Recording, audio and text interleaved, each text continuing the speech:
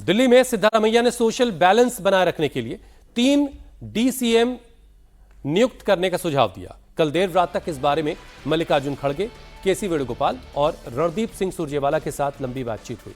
वहीं डीके शिवकुमार ने आलाकमान से कहा कि वो अपने साथ कोई डिप्टी सीएम नहीं चाहते। अब राहुल गांधी इस पर आखिरी फैसला करेंगे। सिद्धारमैया ने दलित कोटे से जी परमेश्वर, लिंगायत कोटे से सीनियर लीडर एमबी पाटिल और मुस्लिम कोटे से जमीर अहमद खान के नाम की सिफारिश की है। जमीर अहमद दावणगेरे उपचुनाव में पार्टी के विरोध में काम करने के आरोपों से घिरे हैं और मंगलवार को सबूत के तौर पर लीक हुए एक ऑडियो क्लिप ने उनकी मुश्किलों को बढ़ा दिया है।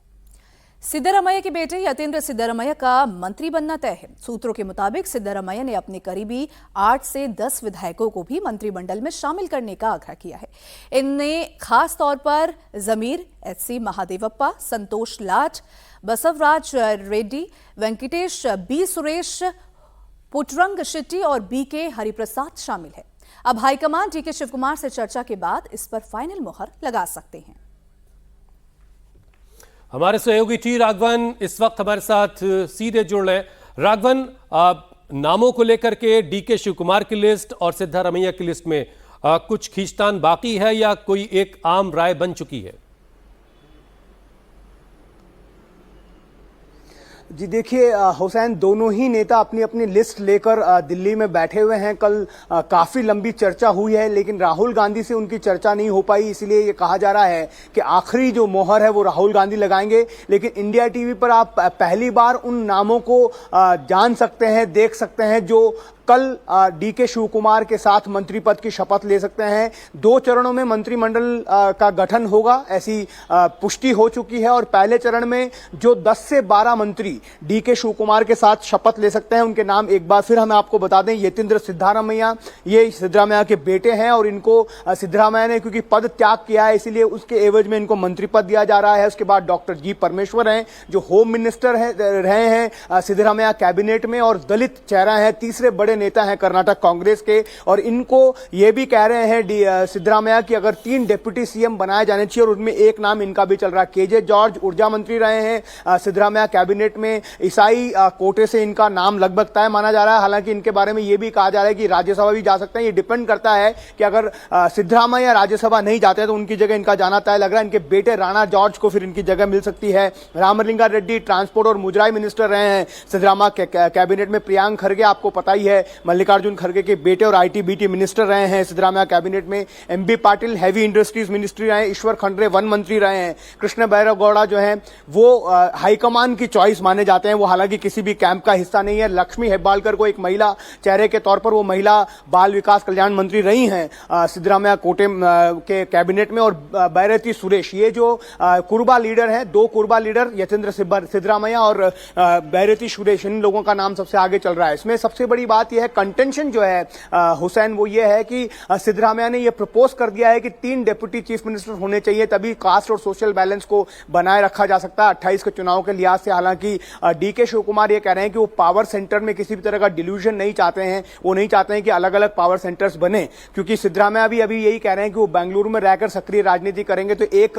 टेंशन उनके लिए ये भी है। ऐसे में और 3 डिप्टी चीफ मिनिस्टर के साथ वो ये रिस्क नहीं लेना चाहते हैं। इसलिए वो राहुल गांधी से ये अपील कर रहे हैं कि उन्हें सीएम बने रहने दिया जाए। उसके अलावा जो भी कास्ट बैलेंस के हिसाब से जो भी नेता चुने जा रहे हैं उनको प्लम पोर्टफोलियो दिया जाए, डिप्टी चीफ मिनिस्टर नहीं बनाया जाए। दूसरा बड़ा प्रॉब्लम जो है, अभी चुनौती जो है हाईकमान के सामने, केपीसीसी।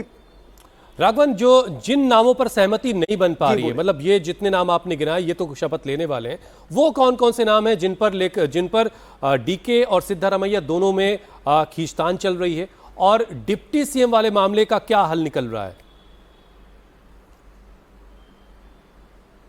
जी देखिए, जिन नामों पर सहमति नहीं बन पा रही है उसमें सबसे पहला नाम है एससी महादेवप्पा। मैसूर के एमएलए हैं जो सिद्धारमैया का गृह क्षेत्र है, गृह जिला है, और पिछले सिद्धारमैया कैबिनेट में समाज कल्याण मंत्री रहे हैं। उन्होंने लगातार डीके शिवकुमार को क्रिटिसाइज किया है, लगातार ये कहा है कि सिद्धारमैया को 5 साल के लिए सीएम चुना गया है। इसके अलावा जमीर अहमद खान है जो सिद्धारमैया के काफी करीबी माने जाते हैं, वो भी सिद्धारमैया के सपोर्ट में लगातार खड़े हुए दिखे। बैरती सुरेश, आप समझ लीजिए लीजिए BK हरिप्रसाद और उसके अलावा संतोष लाड जो माइनिंग मिनिस्टर थे वो भी सिद्धरामैया के बहुत करीबी माने जाते हैं और ये माना जाता है कि DK शिवकुमार के साथ उनका जो है 36 का आंकड़ा। इसके अलावा सतीश जारकिहोली, इसकी हम लगातार बात कर रहे हैं, उनको ये कहा गया है कि वो KPCC प्रेसिडेंट की पोस्ट ले लें, लेकिन वो चाहते हैं कि वो मंत्री भी बने रहें क्योंकि वो बेलगावी के बड़े नेता हैं। उनको लगता है कि अगर वो मंत्री पद छिन जाएगा, जिला प्रभारी अगर वो नहीं रहेंगे तो वहां पर उनके जिले में लक्ष्मी हेब्बालकर जो उसी जिले से आती हैं और शिवकुमार की करीबी मानी जाती हैं,